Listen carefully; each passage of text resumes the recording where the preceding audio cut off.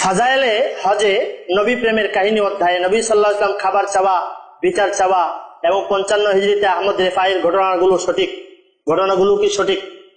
আমি বলেছি, আপনি বলেছেন ঘটনা। ঘটনা আর আকীদা এক নয়, বিষয় বিস্তর আমি বলেছি। বাকি এই ঘটনাগুলো সবগুলো ঐতিহাসিক গ্রন্থ থেকে তিনি নিয়েছেন। বাংলা অনুবাদে অনেক জায়গায় এর উদ্ধৃতি দেয় নাই, ওনার আলোচনায় মূল আলোচনায় উদ্ধৃতি সহ আছে।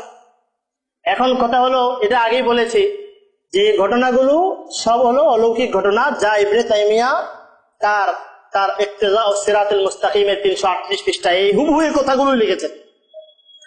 আমার প্রশ্ন যে শাইখুল হাদিস যাকারিয়া মুহাম্মদ ফাজাইলে হজ, ফাজাইলে সাদাকাতে এই ধরনের ঘটনা এনেছেন অলৌকিক ঘটনা হিসেবে, এগুলো নিয়ে আপনারা বাজারে হইচই লাগিয়ে দিয়েছেন। ইবনুল কাইমের কিতাবুর রূহ আপনাদের চোখে পড়ে নাই? তার কিতাবে এই ধরনের ঘটনা নেই? আপনারা এগুলো লিখেন। ইবনে তাইমিয়ার কিতাবে যে এগুলো সত্য, এগুলো হক, এগুলো বাস্তব বলেছেন, এই সব ঘটনা আরো পরিষ্কার বলেছেন যে সওয়াল চাইছে, জবাব দিয়েছেন, এগুলো আপনাদের নজরে পড়ে নাই? এগুলোর প্রতিবাদ আপনারা বাজারে করতে পারেন? এগুলো তো আপনাদের আগে নজরে আরো বেশি আসার কথা ছিল। কেন এমন একজন বিশ্বস্ত, এমন একজন সারা দুনিয়ায় যার ইলম আমল ছড়িয়ে পড়েছে এমন ব্যক্তির বিরুদ্ধে ব্যক্তিকে মানুষের কাছে সন্দিগ্ধ করে তুলতে চাচ্ছেন যে তার ব্যক্তি সম্পর্কে মানুষের আস্থা নষ্ট হয়ে যাক, এর দ্বারা মানুষ ফায়দা পাচ্ছে, নষ্ট হয়ে যাক? বিষয়গুলো তার উপরে আপনাদের কি? যদি তার বড় বলেন তাহলে ধরেন একেবারে ইতিহাসের সবগুলো কিতাব খুলে খুলে বের করেন, যাদের কিতাবে এই ধরনের ঘটনাগুলো আছে, সাথে সাথে বের করেন। এই কিতাব লক্ষ লক্ষ কপি ছাপা হয়, ইক্তেজা ও সিরাতুল মুস্তাকিম। এই কিতাবুর রূহ ইবনে তাইমিয়া ইবনুল কাইমের লাখ লাখ কপি সারা দুনিয়া ছড়াইতেছে। ফাজাইলে হজ বাংলাদেশে, উর্দুতে, এই কিতাব আরবি থেকে ইংরেজি, বাংলা দুনিয়া ছড়াইতেছে। তো এই কিতাবের ঘটনাগুলো তাদের আপনারা প্রত্যাখ্যান করা, তাদের আকীদা এগুলো বলা প্রয়োজন মনে করেন না? শুধু একজনের নয় মনে করেন? এই বিষয়গুলি আলোচনা করা যায়, ভাবার দরকার যার দ্বারা দিনের খেদমত হয় তার দোষগুলো কোথায় আমি আলোচনা করবো। যদি বলেন না এগুলো ব্যাপারে সতর্ক হওয়া দরকার ছিল, আমিও বলবো ঠিক আছে, কিছু ঘটনা আপনি উল্লেখ করেছেন, আমি আপনাকে বলবো ভাই এটা সতর্ক হওয়ার দরকার ছিল, একান্তে বলবো, আপনার হয়তো আলোচনা করবো, এটা না করলে হয় কিনা।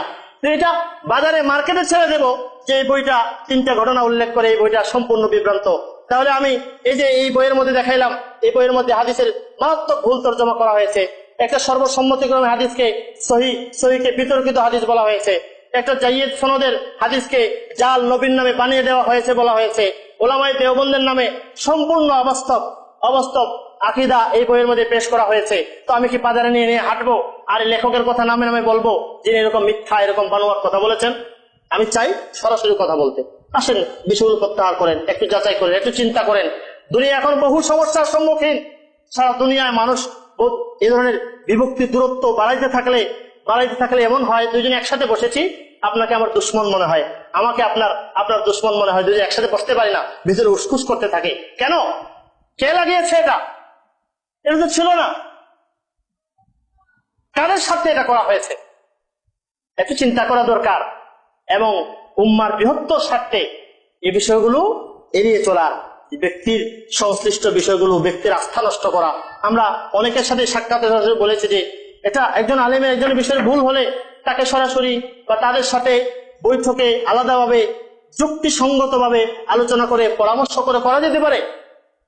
কিন্তু ইন্টারনেট সুযোগ পেয়ে এখন সারা দুনিয়া এখন একটা পেয়েছে, তো এমন লোকদের কাছে ছেড়ে দেয় যারা সাধারণ বা ইংরেজি শিক্ষিত, এরা কিছুই বোঝে না, এদের হাতে ছেড়ে দিলাম। এরা এখন এটা নিয়ে, এদের তো মাশাআল্লাহ অবসর সময় পায়, এটা নিয়ে সারা দিন রাত এটা প্রচার করতে থাকে। বড় দুঃখ লাগে এই বিচ্ছিন্নতা, এই বিভেদ, এই মারামারি, এই কাটাকাটি যারা বাড়ছেন, যাদের মাধ্যমে বাড়ছে, আল্লাহর কাছে জবাব দিতে হবে। এটা বড় কষ্টদায়ক। মানুষের বিচ্ছিন্ন, দুজনের মধ্যে মতানৈক্য থাকার পরেও মানুষ এক থাকতে পারে, একসাথে বসতে পারে, একসাথে খাইতে পারে, একসাথে নামাজ পড়তে পারে। আমার উস্তাদের লেখা উম্মাহ ঐক্য পথপন্থা বইটা আপনারা পড়ুন। সকলের কাছে অনুরোধ থাকবে, মাকতাবাতুল আশরাফ বাংলা বাজার থেকে প্রকাশিত উম্মাহ ঐক্য পথপন্থা বইটি মনোযোগ দিয়ে পড়ুন। এই বইয়ের উপরে আপত্তি থাকলে আমার সাথে, হুজুরের সাথে, যার সাথে আপনি আলোচনা করে আসেন, আলোচনা করেন, ইনশাআল্লাহ এই বিষয়ে সুষ্ঠু জবাব পাবেন।